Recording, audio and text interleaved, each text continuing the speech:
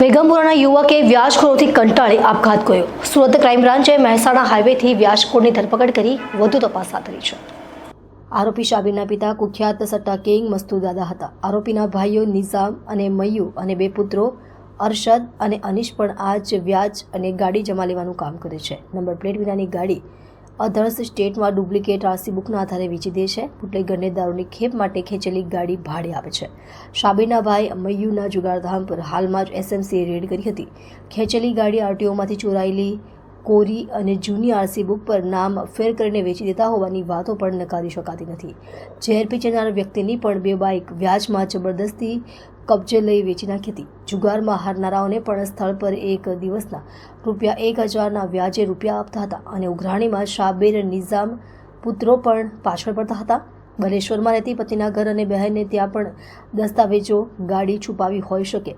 એસઓજીએ તાજેતરમાં કલ્પેશ નામના વ્યક્તિ પાસેથી 450 વાહનો કબજે કર્યા હતા। તેમાં આરોપી શાબીર શેખનો ભાગીદાર ઇમરાન તમાકુ સામેલ હતો। શાબીરના પાર્ટનર ઇમરાન તમાકુ સામે ગાડી ખેંચી ઊંચું વ્યાજ વસૂલવાનો કેસ હાલમાં જ ડિંડોલીમાં નોંધાયો હતો। શાબીર ગાડી ખેંચી અન્ય પ્રદેશોમાં વેચી દે છે। વેચેલી ભૂલવાવાળી ગાડી બુટલેગરને નંબર વિના ભાડે આપે છે। મહિલાઓ પણ ભોગ બની। દિલ્હી ગેટ ભરૂચી મોહલ્લાના ઘણા લોકો શાબીરના વ્યાજના ચક્કરમાં ફસાયા હોવાની વાત ચર્ચાઈ રહી છે।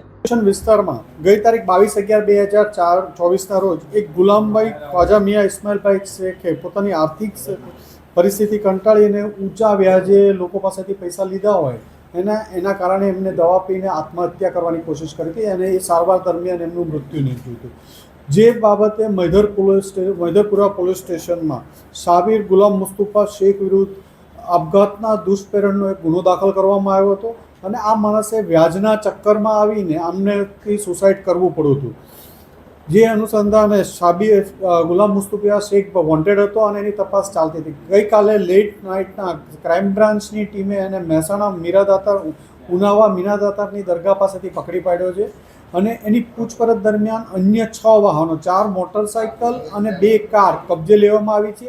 જે અલગ અલગ લોકો પાસેથી પ્રાથમિક દ્રષ્ટિએ વ્યાજની સામે પૈસા જે ધિરાણ કર્યું એની સામે અવેજમાં રાખેલી હોય એવી ગાડીઓ હોવાનું ધ્યાનમાં આવ્યું છે। આ ઇસમને પકડી વધુ કેટલા લોકોને વ્યાજે પૈસા આપતા હતા, ખૂબ ઊંચા વ્યાજા દરે આ લોકો પાસેથી વ્યાજ વસૂલતા હોવાની પણ એક પ્રાથમિક માહિતી મળી છે।